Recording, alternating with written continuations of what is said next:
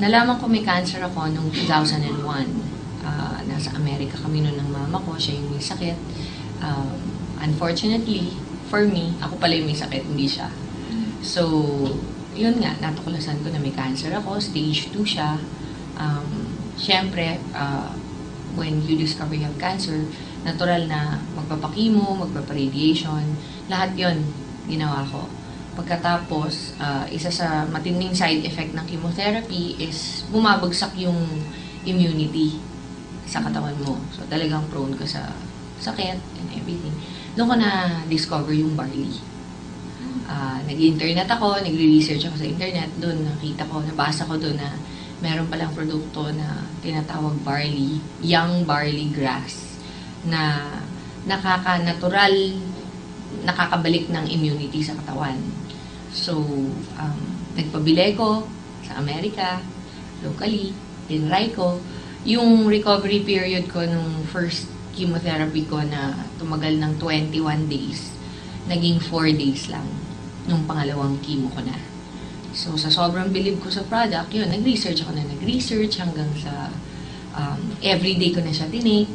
Sabi ng mga doktor ko, hindi na daw ako magkakaanak ulit pagkatapos ko magpa-chemotherapy dahil nga sa sobrang toxic ng mga drugs ng chemo, masisira na daw yung ovaries ko. Hindi na ako magkakaanak ulit.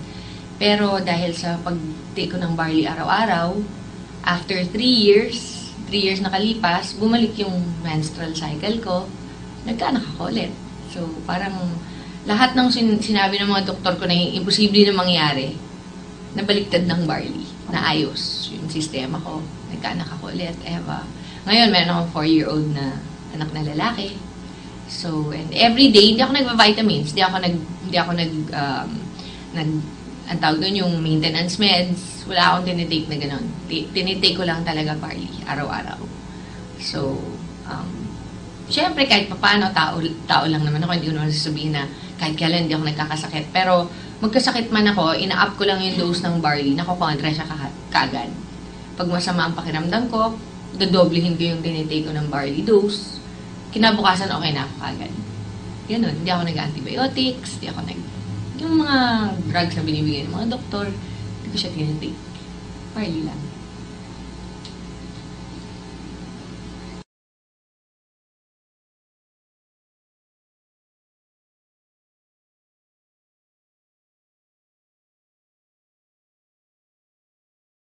Exclusive. 2009, habang sila'y naninirahan sa Amerika nang madiagnose si April Boy Regino na may prostate cancer. Na sinabi ng doktor na lalaki, yung unang lalaki. Sabi niya, prostate cancer yan. Tapos syempre natakot na ako, cancer eh. Sabi ko, paano kaya yun? Nayanig ang pamilya ni April Boy sa dumapong karamdaman sa singer. Mami ko, kapatid ko, umiyak kami dahil nga si daddy hindi naman namin expected na magkakaroon ng prostate cancer. So, pagkatapos po, lagi po nalulungkot, tas dasal ng dasal para lang kung ano man ng sana bigyan ng miracle ni God na gumaling si dad. Parang na ako nun, hindi na ako makakain. Talagang iniisip ko, parang torture sa'yo eh, di ba? Siguro sabi ko hanggang ilang taon na lang, hanggang 50, hanggang doon lang buhay ko, mamamatay na ako.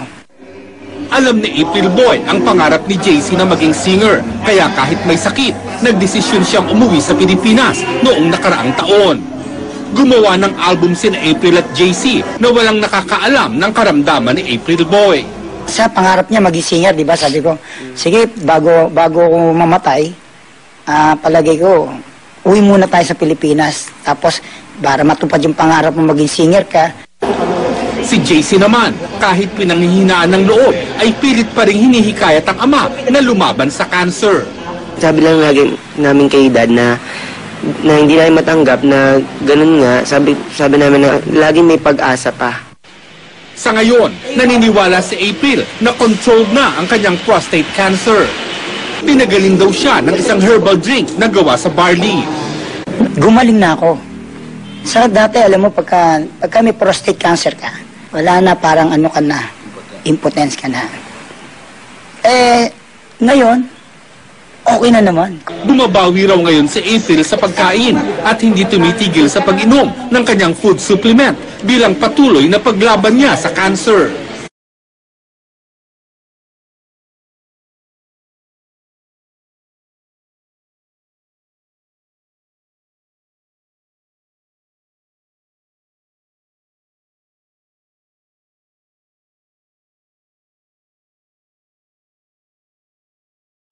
Hello, si Janet Cabrillo, 32 years old. Ugong Mindoro. Lumabas ako dito sa Manila dahil nagpagamot ako sa amin sa Mindoro na nagkaroon ako ng sakit na sabi, tumor and cancer daw. Nalaman ko dito sa Manila, sa PGS na yung sakit ko na cancer is stage 4 na daw, sabi ng doktor. Sabi niya, tatanggalin na daw niya yung aking mata, yung cheekbone, in yung aking alang-alang. Pero hindi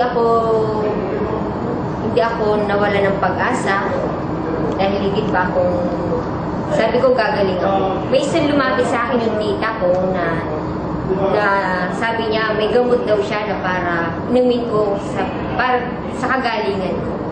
Yung Santi Pure Barley. Tapos nun, nag-take ako nun, una yung capsule. Nag-take ako niyan, umaga, 2 capsule in morning. Tapos may lumabas dito sa aking ilong na may dugo na may para siyang nana. Yun. Lumabas siya sa ilong ko nung uminom ako nito, capsule. Sabi ng tita ko, sabi ng kapatid ko, siguro tita, mas maganda yun. Sabi, meron pa kaming mas maganda yung powder. Ito yung powder na tinitake ko dahil sabi nila, kailangan daw i-make a dose ko. Dahil ngayon sakit ko, cancer stage 4. Tapos nung tinake ko siya, morning and evening ko siya tinitake. Tapos tuloy-tuloy lang yung inom ko, umaga, hapon. Ito na lang pinagpatuloy ko. Wala namang binibigay yung doktor ko na ibang gamot, kundi ito lang yung ininom ko.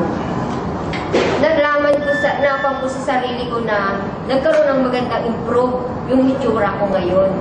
Nawala yung nararamdaman kong mga sakit-sakit, pati yung okay na yung mata ko yung naging okay na.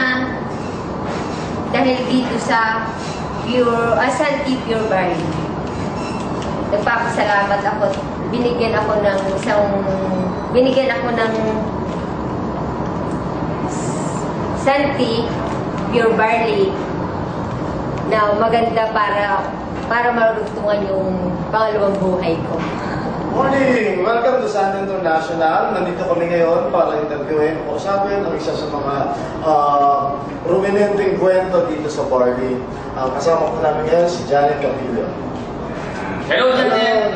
Galing pa siya ng Mindoro para magkwento kung paano nakatulong ang Pure Barley Pure sa kanyang naging karamdaman several months ago.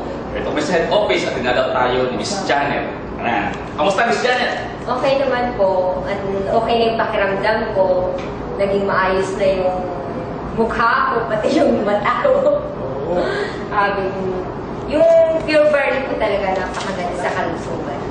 Alam mo ba kung kita na-meet ngayong araw? Kilala na kita sa picture namin, sa presentation namin, nakita namin yung mukha mo Kaya kanina, nung pumunta ako rito, akala ko, kanina artista ka, imagine mo yun. Siguro, Ben, mas maganda tanggal natin yung kanyang eyeglasses para mas makita yung pruweba. Kasi alam niya lagi na nagkakatuwa at pag yung paper niya doon, makakagamas na namin. Sabi, para daw yung si Margarito na suntok ni Manny Pacquiao. Talagang malaki yung bukol dito, luwa yung mata. Imagine, yung natutulong ng kawalan ng resources, na nagiging creative tayo para makawalan solusyon. Kung mayaman to, sinatanggal ang mata nito. Buti na lang, Janet. Meron tayong Santi Barley Pure at Pure Barley. Diba? So ngayon, kamusta ka na? Okay naman po, malakas na. Hindi na nakakaramdam na sakit ito sa aking mga sinabi ng doktor ko na cancer daw po, na stage 4 daw po. Wala nung uminom ako ng Santi Pure Barley. Paano ba ito